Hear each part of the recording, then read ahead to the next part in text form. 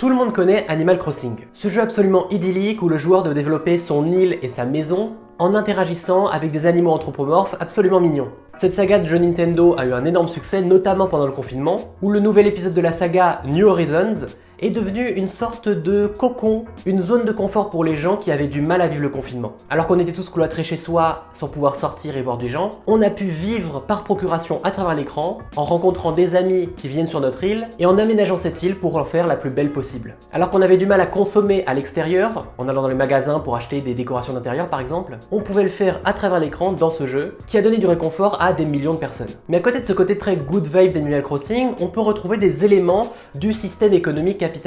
Entre le cours des navets sur lesquels on peut spéculer pour les vendre au bon prix, les dettes à rembourser à Tom Nook qui, j'ai l'impression, possède absolument toute l'île, la course aux clochettes pour améliorer son intérieur, consommer encore plus pour avoir la plus belle maison possible, et l'exploitation des ressources de l'île qui ne finit jamais. Tout de suite, Animal Crossing sonne beaucoup moins mignon que ça en avait l'air. Mais ça reste quand même un jeu super sympa et moi j'aime beaucoup Animal Crossing, j'ai joué notamment quand j'étais tout petit avec Will Ward sur DS. Mais quand on voit qu'à côté de ce sentiment idyllique et réconfortant que propose Animal Crossing, on peut retrouver des éléments du capitalisme, la spéculation, la dette, tout ça, on pourrait se demander est-ce que ce jeu ne peut pas nous apprendre des choses sur le système dans lequel on vit actuellement? Qu'est-ce qu'Animal Crossing nous dit sur le capitalisme aujourd'hui?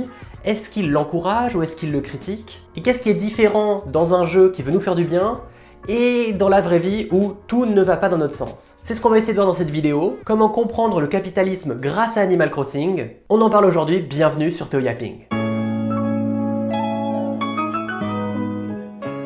Avant de commencer cette vidéo, n'oubliez pas de vous abonner. Je vois plein de nouvelles personnes qui arrivent sur cette chaîne et je suis trop heureux de lire vos commentaires. Merci à tous ceux qui prennent le temps d'en écrire, ça me fait vraiment beaucoup de bien. Quand on démarre une nouvelle chaîne YouTube, c'est toujours un peu dur et voir vos retours, c'est juste génial. Sur Théo Yapping, je parle de sujets culturels et d'actualité, avec toujours un aspect plutôt social, de critique sociale. On essaye de mieux comprendre le monde qui nous entoure, les systèmes dans lesquels on évolue, pour essayer de les changer en mieux, ou en tout cas de comprendre les biais et les manipulations qui peuvent nous berner. J'ai fait une vidéo sur les marques des influenceurs et les problèmes de consommation autour de ça, une autre vidéo qui parlait de la série Bref 2 et de notre rapport aux personnages masculins avec lesquels on a grandi. Donc si ce genre de sujet vous intéresse, n'hésitez pas à proposer des sujets en commentaire, et surtout à vous abonner pour ne rater aucune prochaine vidéo. Quand on pense capitalisme et Animal Crossing, il y a un personnage qui nous vient en tête, Tom Nook.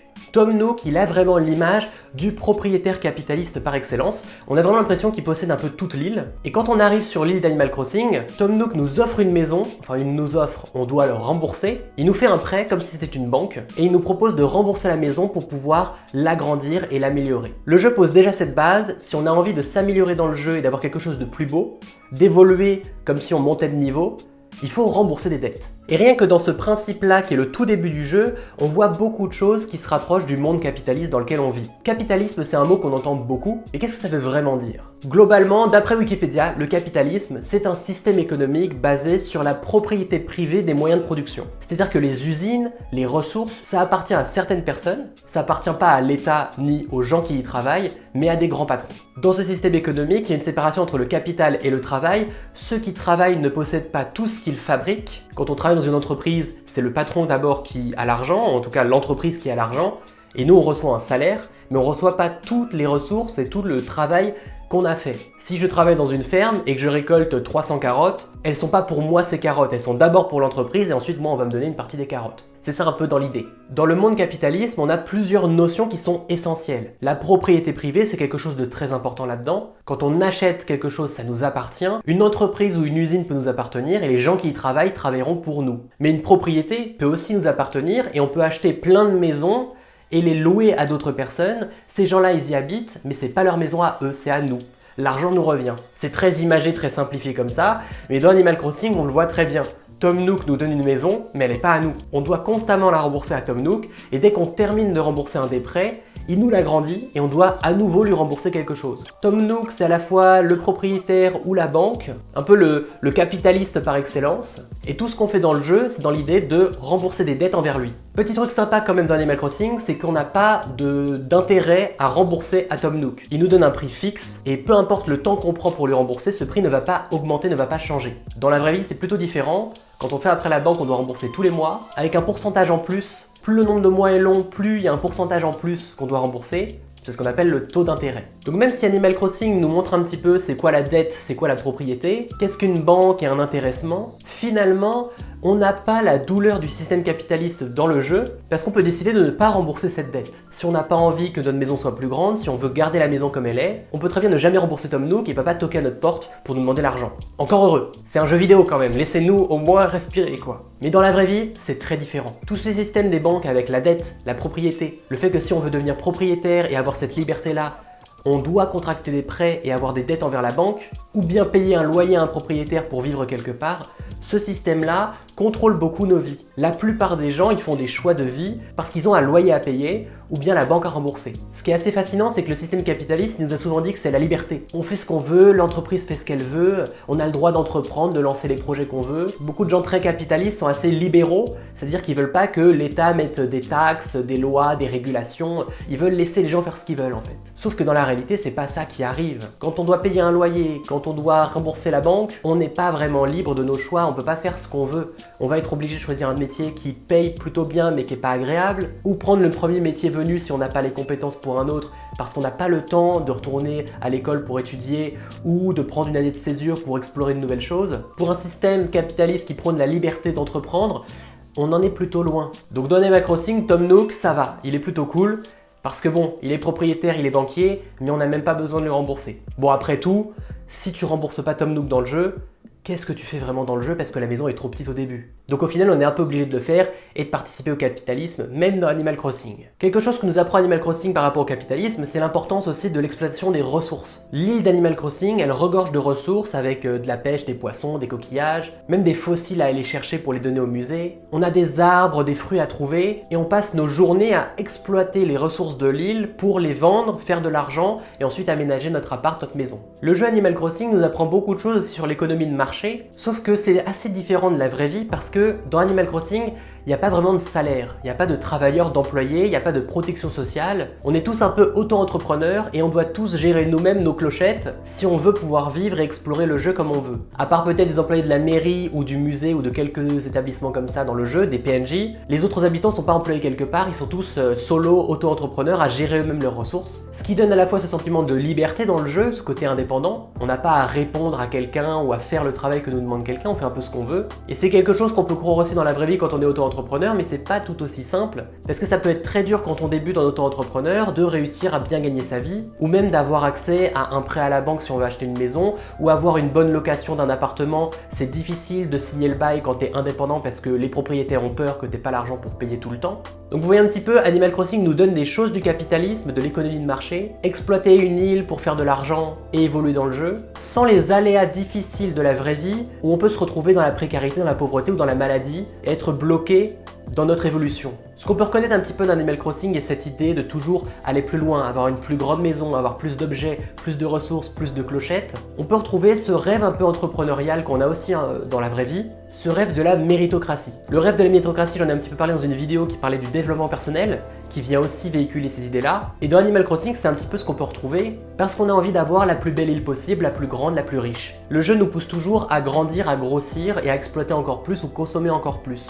Les ressources de l'île, les objets, acheter des biens, acheter des meubles pour notre maison, rembourser Tom Nook pour avoir une plus grande maison. Et comme on est tous auto-entrepreneurs dans Animal Crossing, on nous dit que la réussite c'est lié au travail. Que plus tu travailles, plus tu réussiras. Et ça existe dans Animal Crossing, mais pas forcément dans la vraie vie. Parce que dans la vraie vie, il y a tellement d'aléas différents qui jouent sur notre réussite sociale, notamment la situation économique d'où l'on vient, si nos parents sont des gens connus ou pas, où est-ce qu'on est né. Animal Crossing nous donne donc à voir un monde qui est capitaliste, mais qui n'a pas les problèmes que crée le capitalisme, notamment sur la nature. Animal Crossing, c'est un jeu qui est très connecté avec la nature. On explore beaucoup le terrain autour de nous, les voisins en fait sont des animaux, des personnages anthropomorphes, mais peu importe ce qu'on va faire à la nature, elle ira toujours bien. Dans la vraie vie, quand on veut avoir une très grande maison, une très grande entreprise, exploiter les ressources à fond pour faire le plus de profit possible, on crée des cataclysmes climatiques. Et là, je vous renvoie vers ma vidéo sur la marque Shein et un peu toutes les marques de fast fashion, et à quel point celles-ci polluent et se retrouvent à créer des immenses décharges à cause de la pollution liée à la surconsommation. Dans Animal Crossing, il n'y a pas de pollution. J'ai envie de dire tant mieux parce que sinon ça serait un calvaire à jouer. En début de vidéo, je vous parlais du cours des navets, du système de spéculation qu'il y a aussi dans Animal Crossing. Dans le jeu, chaque dimanche, le prix des navets évolue et on va chercher à les vendre au meilleur prix, dans le but de maximiser le profit. C'est ce qu'on appelle la spéculation et c'est une des bases du capitalisme. Alors je suis pas un expert en économie, mais c'est un peu la même chose aussi en bourse où les banques vont acheter des actions, vendre des actions à des prix qui vont fluctuer toute la journée dans le but de les vendre au bon moment ou d'en acheter certaines au bon moment pour faire le plus d'argent à la fin. Tout cet univers du navet et le cours du navet qui peut évoluer chaque dimanche, c'est une représentation du système capitaliste actuel et de la spéculation économique sans avoir les problèmes qu'il y a derrière dans la vraie vie où on peut se retrouver à être complètement ruiné par ce jeu de spéculation. Une des plus récentes affaires, c'est la crise des subprimes en 2008. On a tous entendu parler de cette crise économique, mais on n'a pas vraiment compris qu'est-ce que ça voulait dire au final. Il y a un très bon film qui vous raconte ça qui s'appelle The Big Short, réalisé par Adam McKay, où notamment dedans, il invite quelques célébrités à venir faire des encarts au milieu du film et à nous expliquer c'est quoi une action, c'est quoi la spéculation économique, et à nous donner des notions en plus du film, comme s'il nous filait une sorte de petit cours d'économie à la va-vite à l'intérieur de l'histoire. Et ce film est vachement sympa, super intéressant si vous voulez découvrir ça et comprendre la crise de 2008. Pour vous faire une sorte de résumé de la crise des subprimes, je vais essayer de schématiser ou de rendre ça extrêmement simple parce que même moi je suis pas un expert là-dedans, hein. Je suis pas économiste du tout donc je vais essayer de simplifier. La crise des subprimes c'est arrivé parce que les banques pouvaient vendre des produits, c'est-à-dire qu'on pouvait investir à la banque dans des types de produits économiques, des types de produits dérivés, ils appellent ça. On pouvait miser sur le fait que la banque allait réussir ou non à faire quelque chose, ou qu'une entreprise allait faire plus d'argent le mois suivant. On peut miser et si on réussit notre mise, on gagne de l'argent. Et ce qui s'est passé avec la crise des subprimes, c'est que les banques, pour avoir l'air de bien fonctionner, donnaient des prêts à beaucoup de gens parce que ça faisait vivre la banque et tout le monde se disait que la banque allait bien fonctionner comme ça. Du coup, les gens investissaient dans la banque, eux-mêmes achetaient des produits dérivés de ces prêts et on imagine une sorte de château de cartes un petit peu où la base, c'est des prêts que la banque donne. Au-dessus, il y a des gens qui vont investir sur ces prêts, si le prêt est remboursé ou non, ils gagnent de l'argent. Et il y a d'autres gens qui vont investir sur ces mêmes gens, et ça fait une sorte de grand château de cartes où tout le monde investit les uns sur les autres, sur la réussite de chacun. Et la base des bases, les prêts qui ont été donnés à la banque, c'était pour des prêts immobiliers, parce qu'il y avait cette idée pendant très longtemps que tout le monde aura besoin de maisons un jour, donc le marché immobilier, ça va jamais s'effondrer. Les maisons, ça existe depuis toujours, tout le monde a besoin de maisons, donc il n'y aura pas un moment où plus personne veut acheter de maison, et que là, tout s'écroulerait. Sauf que la banque, se disant que tout va bien, ils ont donné des prêts à plein de gens qui n'avaient pas de quoi rembourser. Il y avait des stripteaseuses à Las Vegas qui avaient 3 maisons, parce qu'elles ont fait des prêts pour ça. Mais ils n'avaient pas l'argent pour rembourser ça. Mais tout le monde se disait, ça prendra le temps que ça prendra, elles rembourseront à la fin, tout ira bien. Jusqu'au moment où ça allait plus parce que ça a été découvert, des gens n'ont pas pu rembourser et plein de choses ont joué. Du coup, la base de la pyramide de cartes s'est effondrée et tout est tombé jusqu'à des banques comme Lehman Brothers qui étaient énormes et qui du jour au lendemain ne valent plus rien et tout le monde est à la rue, tout le monde est au chômage. C'est colossal. Une banque d'habitude, ça tombe pas, c'est pas censé tomber. Et là, du jour au lendemain, les gens se retrouvaient, les employés se retrouvaient à partir avec leur petite caisse en carton avec leurs objets. On leur disait désolé, la banque a fermé, c'est fini. Du jour au lendemain. Parce que il y a eu ce jeu financier, que tout s'est effondré parce que des prêts ont été donnés à des gens qui ne méritaient pas, que tout le monde a voulu spéculer et faire de l'argent comme au casino au final, et que tout est tombé de cette façon-là. Alors j'ai très schématisé, mais le film The Big Short vous raconte un peu ça. Et la crise des subprimes, c'est quelque chose qui n'arriverait pas dans Animal Crossing parce qu'on n'a pas à rembourser Tom Nook au final. Dans la vraie vie, si personne rembourse Tom Nook, la banque tombe. Voilà, c'est crise des subprimes. À côté de la spéculation économique, de l'exploitation des ressources qu'on voit dans Animal Crossing et qui se rapproche du système capitaliste, on a aussi une sorte de course à la consommation. La consommation est vraiment vue comme un moteur de bonheur. Quand on achète de nouvelles choses, de nouveaux meubles, de nouveaux vêtements, on réussit dans le jeu. Le jeu n'a pas vraiment un but précis, mis à part nous pousser à consommer, à agrandir notre maison, à l'aménager, à aménager l'île, à trouver de nouvelles tenues, à tout décorer. Dans la vraie vie, on appelle ça le capitalisme émotionnel, où le fait de consommer et d'acheter va nous apporter de la joie et va être encouragé par le capitalisme parce que plus on achète, plus on fait marcher cette économie, plus on a envie d'acheter parce que l'économie et la publicité nous donnera envie d'acheter. Et ça fait une sorte de cercle vicieux où tout le monde consomme énormément. Dans Animal Crossing, finalement tout va bien parce que ça ne pollue pas, ça ne met personne sur la paille, mais dans la vraie vie, c'est pas du tout la même chose. Donc on pourrait reprocher à Animal Crossing de nous véhiculer une vision très capitaliste du monde où on nous pousse à acheter, à rembourser des dettes, à contracter des prêts, à faire de la spéculation économique, à consommer énormément, sans jamais nous apprendre les problèmes que ça peut provoquer et les conséquences que ça peut avoir dans la vraie vie. On pourrait voir dans Animal Crossing une sorte d'école du capitalisme, presque une propagande. Évidemment, c'est pas ça, parce que c'est un jeu vidéo à la base, ils ont voulu rendre les choses simples et cool à suivre, à regarder et à jouer. Cette vidéo n'est pas une critique d'Animal Crossing, je suis pas en train de cracher sur le jeu, j'aime beaucoup ce jeu d'ailleurs. Mais quand je repense à l'époque du confinement, où beaucoup de gens jouaient à New Horizons, je peux voir des résonances entre la vraie vie et Animal Crossing, parce que pendant le confinement, beaucoup de vidéos sur internet parlaient des home tours, apartment tours, de l'aménagement. Il y a eu une vraie recrudescence de gens qui montraient leur vie à l'intérieur de chez eux et à quel point aussi ces villas pouvaient être un vecteur social, un vecteur de réussite sociale. Quand on voit un influenceur avec un magnifique loft new-yorkais, ça nous vend du rêve et on se dit que notre chez-soi il est pas aussi bien. On va vouloir acheter les mêmes objets que lui, les mêmes vases que lui, essayer de le décorer de la même façon. Et beaucoup de vidéos de home tour, apartment tour sont même pas des vidéos qui vont nous faire du bien ou nous montrer à quel point on peut être bien chez soi, mais plutôt des vidéos qui vont nous apprendre à consommer pour aller mieux, en nous donnant les références des produits dans les commentaires, avec des liens affiliés pour que le créateur gagne une commission sur la vente. On a vu pendant le confinement une vraie mise en avant de l'intérieur de chacun et un encouragement à faire de notre chez-soi quelque chose de beau, d'esthétique, quelque chose de cinématographique qu'on puisse filmer aussi pour montrer aux autres. Et en fait, on a fait un petit peu d'Animal Crossing à nous dans la vraie vie. Sauf que ce rapport de consommation autour de la maison, autour du chez-soi, ça vient un peu enlever l'importance de notre chez-soi. Qu'est-ce qui nous rend vraiment heureux? Qu'est-ce qui fait qu'on se sent bien chez soi? On n'y pense même plus. On cherche à ce que notre chez-soi soit quelque chose de présentable pour les autres. On sacralise la consommation avec des nouveaux meubles, des nouveaux objets, des produits de luxe, des bougies qui coûtent 300 balles achetées chez Diptyque, parce que ça rend joli d'avoir ça chez soi et que ça rend stylé finalement de posséder ce genre d'objet. On pourrait même aller plus loin et voir que c'est une sorte de sacralisation de la propriété privée. Dans un monde capitaliste, posséder sa maison, posséder un lieu de vie, c'est vu comme quelque chose de très bien, de respectable. Celui qui n'est pas propriétaire est vu comme un faible, d'une certaine façon. Et c'est le rêve de énormément de gens, notamment c'était le rêve de mes parents, d'être propriétaire, d'avoir une maison. Encore aujourd'hui, c'est le rêve de beaucoup de monde.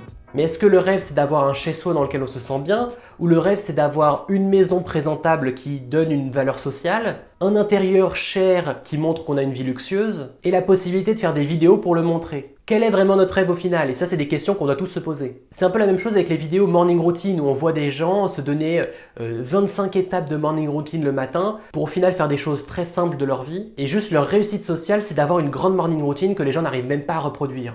On va rendre le processus stylé même si ça amène absolument à rien et qu'on sait même pas pourquoi on le fait. Comme avec cette vidéo du gars qui fait une morning routine hyper longue pendant 4 heures et où tout le monde s'est moqué. Au final, cette vidéo-là, elle n'est pas si différente d'autres morning routines peut-être plus sérieuses parce qu'à la fin, on met toujours en avant des nouveaux produits à acheter pour mieux dormir, mieux vivre, mieux manger, des objets et des gadgets pour que son intérieur soit minimaliste ou joli. Et on sacralise une image de la routine, de la vie, de notre vie intérieure, de notre lieu de vie et de sa décoration. On sacralise une image précise de ça et c'est même pas forcément quelque chose qui nous correspond à nous personnellement. Et là, je vous renvoie vers ma vidéo sur le dev perso parce que j'aborde beaucoup ces images-là et cette recherche des archétypes de la clean girl, de la healthy life. Pour revenir à Animal Crossing, on retrouve dans ce jeu-là des aspects de la consommation, de la mise en avant d'une vie jolie, d'une décoration d'intérieur magnifique, et cette envie d'inviter les gens pour venir voir notre île ou la juger et mettre des notes. Le jeu vidéo va nous transmettre, nous apprendre des idées du capitalisme émotionnel, de cette idée de consommer pour être plus heureux, sans jamais nous montrer les défauts de ce mode de vie, la pollution, la dette, les problèmes d'argent, parce qu'évidemment c'est un jeu vidéo et on doit d'abord s'amuser.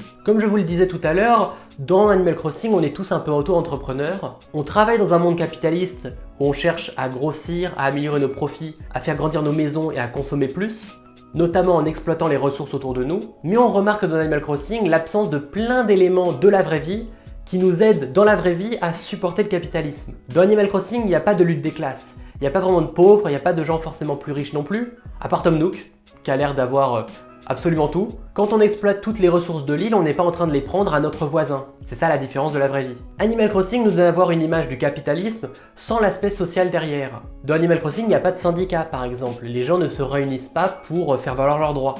Il n'y a pas vraiment d'infrastructures sociales comme des écoles ou des hôpitaux.